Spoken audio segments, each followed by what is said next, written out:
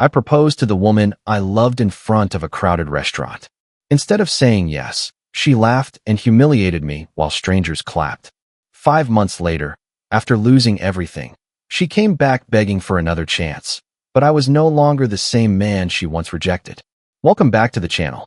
If you're new here, we bring you the most emotional, shocking, and unforgettable stories from Reddit and beyond.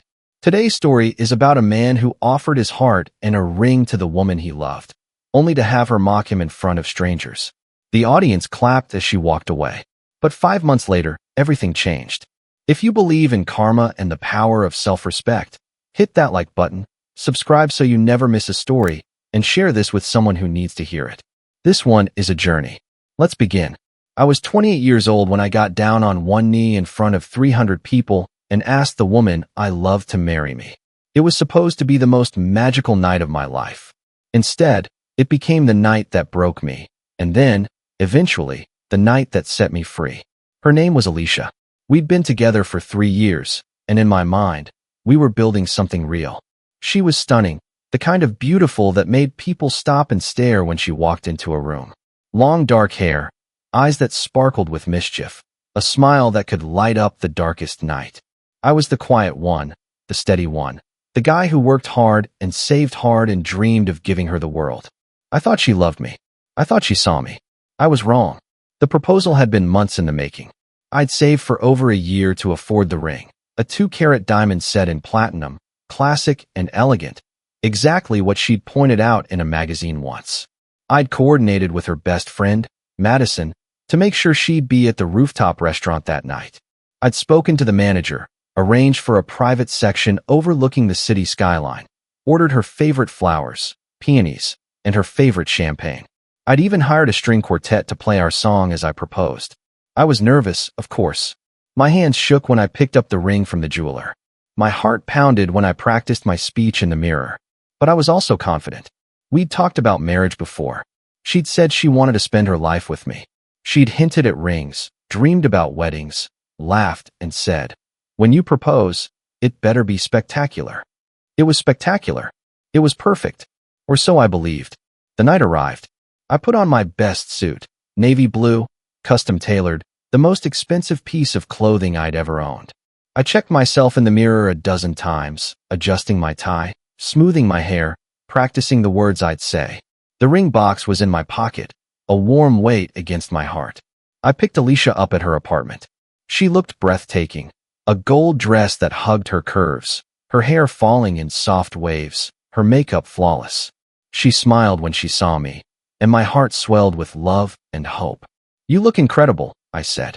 "I know," she replied, with that confident smirk I'd always found charming.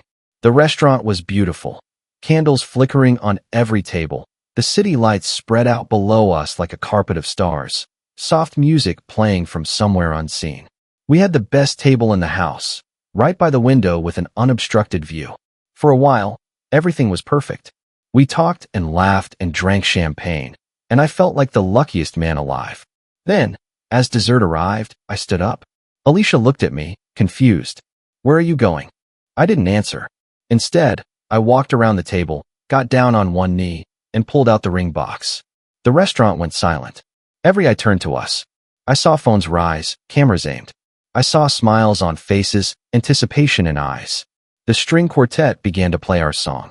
I opened the box. "Alicia," I said, my voice trembling with emotion.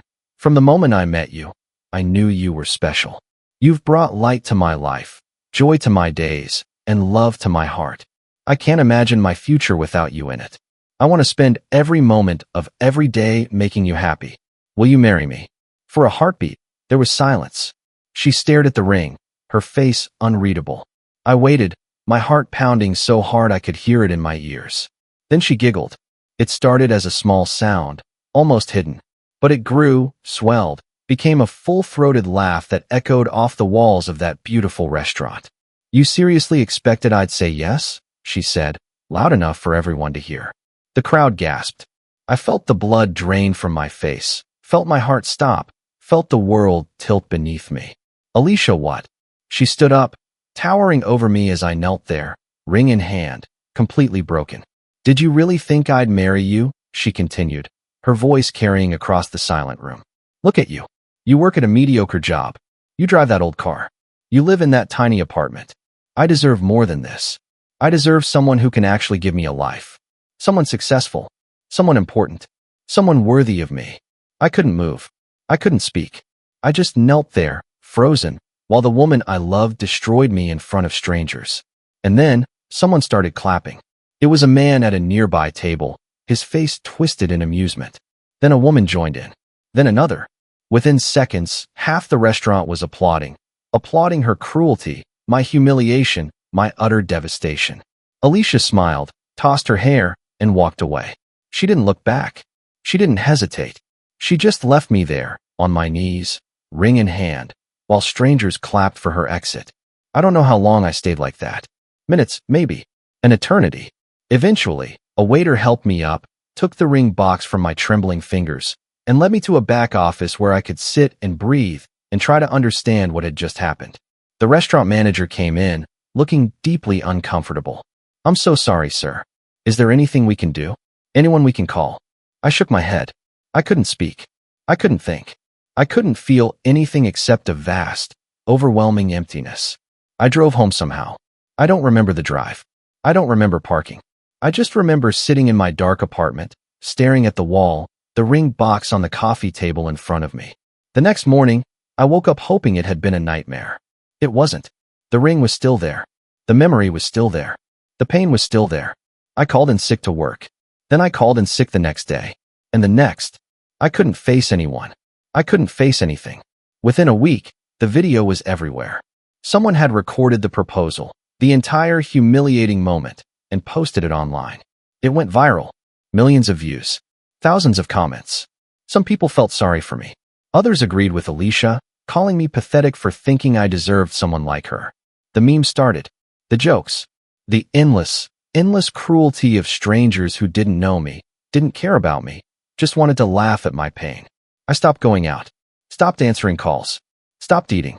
Stopped sleeping. I just existed, a hollow shell, going through the motions of a life that no longer felt worth living. My brother, Marcus, came to see me after 2 weeks of silence. He let himself in with the spare key, found me sitting in the dark, and didn't say a word. He just sat beside me, put a hand on my shoulder, and waited. Finally, I spoke. She laughed at me, Marcus. In front of everyone. She laughed. I know, he said quietly. I saw the video. Everyone saw the video. The whole world saw me get destroyed. He was quiet for a moment. Then he said, "So what are you going to do about it?" I looked at him, confused. What can I do? It's over. I'm over. You're not over, he said firmly. You're just broken. There's a difference. Broken things can be fixed. Broken people can heal. But only if you choose to. I stared at him, those words sinking in slowly. She didn't just reject you, he continued. She showed you who she really is. She did you a favor. Now you know. Now you can stop wasting your time on someone who was never worthy of you. But everyone saw. Everyone saw her be cruel, he interrupted. Not you. Her. The video doesn't make you look pathetic. It makes her look like a monster. And monsters always get what's coming to them eventually. I thought about his words for a long time after he left. And slowly, painfully, something began to shift inside me. I started with small things. I got out of bed. I showered. I ate a real meal. I went back to work, facing the stares and whispers with a courage I didn't know I possessed. I started therapy, talking through the years of feeling not good enough, the patterns of seeking validation from people who couldn't give it. My therapist, Dr. Rivera, was patient and kind. You've tied your self-worth to her approval, she said one day. You believed that if she loved you, you were valuable. And if she rejected you, you were worthless. But that's not how it works. Your worth isn't determined by anyone else. It's inherent. It's yours. You just have to claim it. I started claiming it. I went back to the gym, something I'd neglected for years. I started eating better, sleeping better, taking care of myself. I updated my resume, applied for better jobs, got an interview at a growing tech company. I nailed it. Got the job. Started making real money for the first time in my life. I reconnected with old friends, made new ones, built a support system that didn't depend on one person. I started doing things I enjoyed, hiking, photography, learning to play guitar. I filled my life with activities and people and experiences that had nothing to do with Alicia. Months passed. I got promoted at work. Then promoted again. I moved out of that tiny apartment into a beautiful loft downtown. I bought a new car, not to impress anyone, but because I deserved it. I traveled to places I'd only dreamed of, creating memories that were mine alone. I was becoming someone new, someone stronger, someone I actually liked. And then, 5 months after that night, I got a message. It was from Alicia. Hey, I know we haven't talked in a while, but I was wondering if we could meet up. There's something I need to tell you. Please. I stared at the message for a long time. Part of me wanted to delete it, to block her, to pretend she didn't exist. But another part, the curious part, the human part, wondered why she was reaching out now. What could she possibly have to say? I agreed to meet her at a coffee shop near my old neighborhood. Neutral ground. Safe. I didn't tell her about my new life, my new job, my new apartment. I just said yes and showed up. When I walked in, I almost didn't recognize her. She looked terrible. Her hair was dull and unwashed, pulled back in a messy ponytail. Her skin was pale, her eyes hollow with dark circles. She wore cheap, wrinkled clothes that hung loosely on a frame that had clearly lost weight. She looked like she hadn't slept in weeks. David, she said, standing up quickly. Thank you for coming. Thank you so much. I sat down across from her, keeping my distance. What's this about, Alicia? She took a deep breath, her hands trembling as she wrapped them around her coffee cup. I need to tell you what happened. After that night, after I walked out, I waited. I thought I had it all figured out, she began, her voice shaky. I thought I was too good for you, too good for that life. I thought I deserved someone better, someone richer, more successful, more exciting. So I found him. She paused, tears welling in her eyes. His name was Derek. He was wealthy, really wealthy, owned a chain of luxury hotels, had a penthouse, a private jet, a yacht. He swept me off my feet, took me to Paris, to Monaco, to St. Bart's, bought me designer clothes, jewelry, a sports car. I thought I'd hit the jackpot. I thought finally, I was getting what I deserved. I said nothing. I just listened. 3 months in, he asked me to move in with him. I was ecstatic. I quit my job. He said I didn't need to work, that he'd take care of me forever. I gave up my apartment, sold my furniture, put everything into his penthouse. I was so sure this was it. This was my future. Tears started falling now, tracking down her cheeks. Then, one day he was gone. Just gone. He'd emptied the penthouse, cleaned out the bank accounts, disappeared without a trace. I found out later from the police that he'd done it before, to other women, other fools like me. He was a con artist, a professional. His real name wasn't even Derek, and I'd given him everything. She wiped her eyes, but the tears kept coming. I had nothing. No job, no home, no money. My credit cards were maxed out. My savings were gone. My friends wouldn't talk to me. I'd burned those bridges when I thought I was too good for them. My family was angry, disappointed, tired of my choices. I was alone. Completely, utterly alone. She looked at me, pleading. And I thought about you. About that night. About how I treated you. About how you loved me. Really loved me. And I threw it away like it was nothing. I thought about you every single day. And I wondered if maybe, somehow, you might give me another chance. I sat back, processing everything she'd said. 5 months ago, this woman had humiliated me in front of strangers. She'd laughed at my love, mocked my life, and walked away to applause. Now she sat here, broken and desperate, asking for another chance. Alicia, I said slowly, I'm sorry for what happened to you. I truly am. No one deserves to be used and abandoned like that. Hope flickered in her eyes. But I'm not the man you rejected anymore. That man died that night, in that restaurant, while everyone clapped for your cruelty. And the man who replaced him? He doesn't need you. He doesn't want you. He's moved on. Her face crumpled. David, please. No, I said firmly. You made your choice. You chose to hurt me, to humiliate me, to destroy me in front of everyone I knew. You don't get to come back now because your perfect life fell apart. That's not how this works. I have nowhere else to go, she whispered. No one else to turn to. That's not my problem, I said. And it's not my responsibility. I spent years believing I had to fix everyone else's problems, had to earn love by sacrificing myself. I'm done with that. I'm done with you. I stood up to leave. She reached for my arm, desperation in her eyes. Please, David. I know I was horrible. I know I don't deserve your forgiveness. But I've changed. I've learned my lesson. I see now what I lost. Please, just give me a chance to prove it. I looked at her. This woman who'd once been the center of my world, who'd broken me in ways I was still healing from. And I felt nothing. No anger. No pity. No love. Just a quiet, peaceful nothing. You haven't changed, I said. You're just desperate. There's a difference. And until you learn to stand on your own, to find your worth from within instead of from someone else, you'll keep making the same mistakes. I hope you figure it out someday. I really do. But I won't be there to watch. I walked out of the coffee shop and didn't look back. In the weeks that followed, I thought about Alicia often. Not with longing, that was long gone, but with a kind of sad recognition. She was a cautionary tale, a reminder of what happened when you based your worth on other people's opinions, when you chased validation instead of building it from within. I heard through mutual friends that she'd moved back in with her parents, started working at a retail job, was trying to rebuild her life from nothing. I didn't check, didn't ask, didn't care. She was part of my past now, a chapter I'd closed and burned. My life kept moving forward. My career soared. I became a director at my company, then a vice president. I traveled the world for work and pleasure, spoke at conferences, mentored young professionals who reminded me of who I used to be. I bought a house, a beautiful home with a garden and a view, a place that was truly mine. I started dating again, cautiously, differently. I looked for someone who saw me, really saw me, not who they wanted me to be. I found her eventually. Her name was Sophia, and she was everything Alicia wasn't: kind, genuine, secure in herself. She didn't need me to be more. She just wanted me to be me.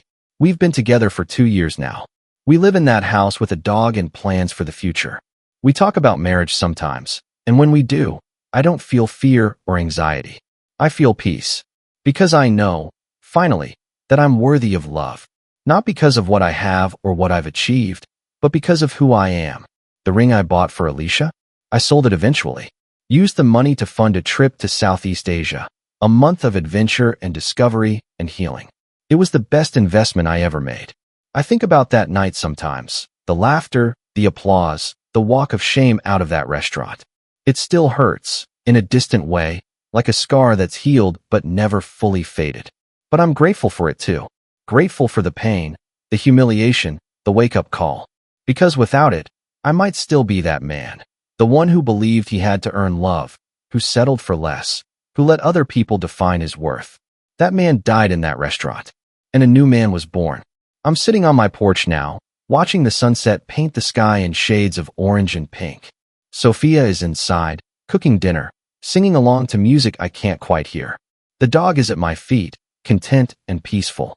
The world is good. My phone buzzes. A text from my brother, inviting us to dinner this weekend. Another from a friend, asking about a hiking trip. Another from work, a quick question about a project.